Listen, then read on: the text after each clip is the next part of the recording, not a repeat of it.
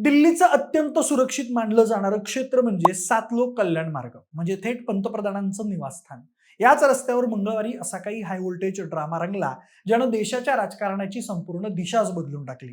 लोकसभेतील विरोधी पक्षनेते राहुल गांधी, काँग्रेस अध्यक्ष मल्लिकार्जुन खरगे, प्रियंका गांधी यांच्यासह इंडिया आघाडीतील प्रमुख घटक पक्षांच्या नेत्यांनी थेट पंतप्रधान मोदी यांच्या घराबाहेर ठिय्या आंदोलन सुरू केलं. हा दिवस भारतीय राजकारणात लक्षात ठेवला जाईल असा ठरला. विशेष म्हणजे गेल्या 12 वर्षात विरोधी पक्षांनी थेट पंतप्रधानांच्या निवासस्थानापर्यंत धडक देण्याचा मार्ग यापूर्वी कधीही निवडलेला नव्हता.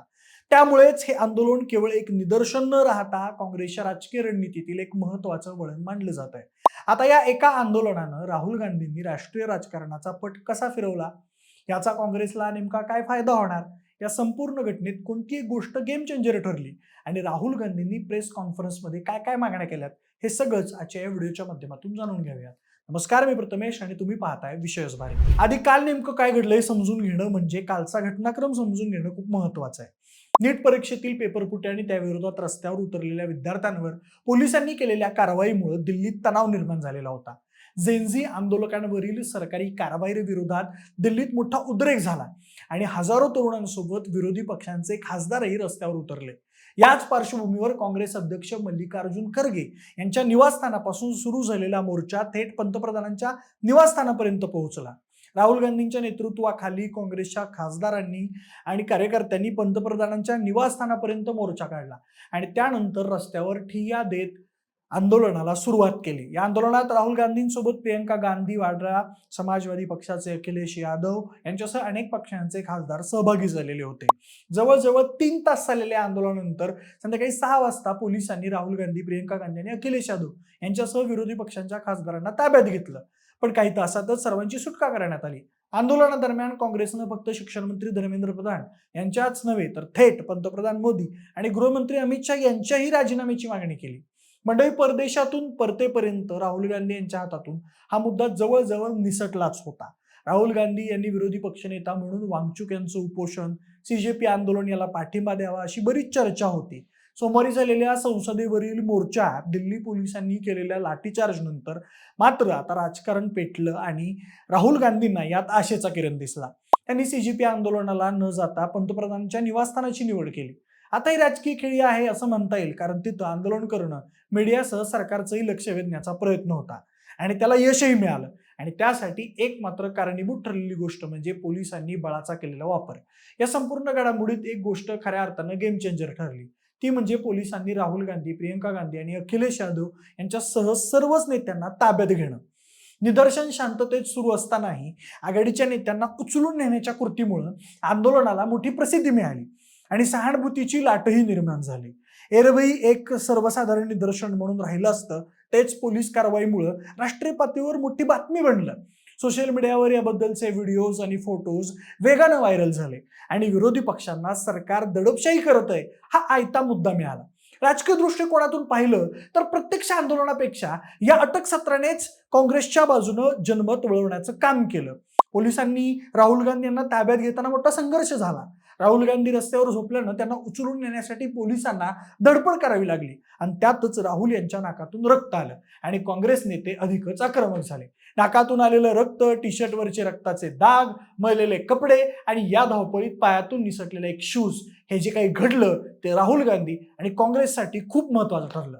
राहुल गांधी यांनी एक सक्षम विरोधी पक्ष नेता म्हणून आपली प्रतिमा यातून बनवल्याची चर्चा आहे. महत्वाचं म्हणजे मोदी सरकारमधील मंत्र्यांनाही रस्त्यावर येऊन राहुल गांधींशी चर्चा करणं भाग पडलं, तेही एकदा नाही तर 2दा. त्यामुळे हेच राहुल गांधींचं यश म्हणता येईल. आता या एका आंदोलनातून काँग्रेसला अनेक पातळ्यांवर राजकीय लाभ मिळू शकतो. नीट पेपरफुटीसारख्या मुद्द्याला घेऊन रस्त्यावर उतरल्यानं काँग्रेसला तरुण मतदारांची भावनिक नातं जोडण्याची संधी मिळाली.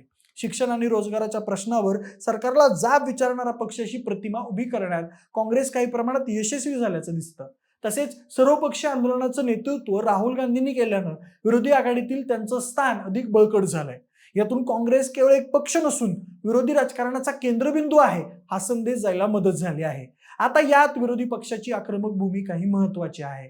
संसदेत चर्चेला नकार मिळाल्यानंतर थेट रस्त्यावर उतरून पंतप्रधानांच्या दारापर्यंत पोहोचणं हे धाडसी पाऊल मानलं जात आहे.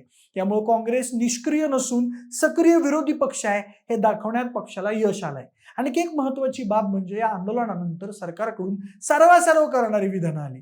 केंद्रीय मंत्री धर्मेंद्र प्रधान यांनी राहुल गांधी विद्यार्थ्यांचा गैरफायदा घेत असल्याचा आरोप केला आणि सरकार नीटवर चर्चेसाठी पूर्णपणे कटिबद्ध असल्याचं सांगितलं. सरकारला जाहीर स्पष्टीकरण द्यावं लागलं हेच काँग्रेसच्या रणनीतीचं यश मानलं जात आहे.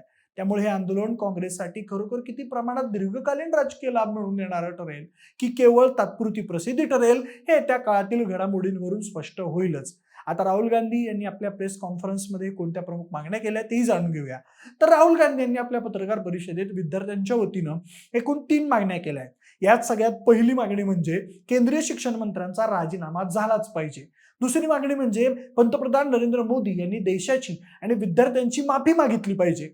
विद्यार्थ्यांवर अन्याय झाला, अत्याचार झाला हे मान्य करून मोदींनी मोठ्या मनानं माफी मागावी असं राहुल गांधी म्हणाले. तसंच ज्यांनी विद्यार्थ्यांसोबत मारहाण केलेली त्यांना या प्रकरणात जबाबदार धरलं पाहिजे अशी तिसरी मागणी राहुल गांधींनी केली. एकूणच काय तर अनेक दिवस परदेशात गेल्यानं राहुल गांधी यांच्यावर बरीच टीका असताना मंगळवारी झालेल्या आंदोलनाचे फोटो व्हिडिओ पाहून अनेकांचा राहुल गांधी यांच्याकडे पाहण्याचा दृष्टिकोनच बदलला आणि त्याचीच सगळीकडे चर्चा सुरू आहे. 12 वर्षात पहिल्यांदाच विरोधी पक्षांनी थेट पंतप्रधानांच्या निवासस्थानापर्यंत धडक देणं आणि त्यानंतर नेत्यांना ताब्यात घेतलं जाणं या दोन्ही घडामोडी खूप महत्वाच्या ठरल्या आहेत.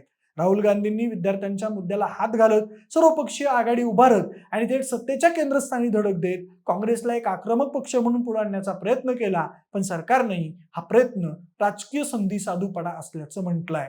आगामी काळात याचे राजकीय पडसाद कसे उमटतात हे पाहणं महत्वाचं ठरेल. बाकी तुम्हाला काय वाटतं? सरकारला घेरण्याची राहुल गांधी यांची पुढची रणनीती काय असणार?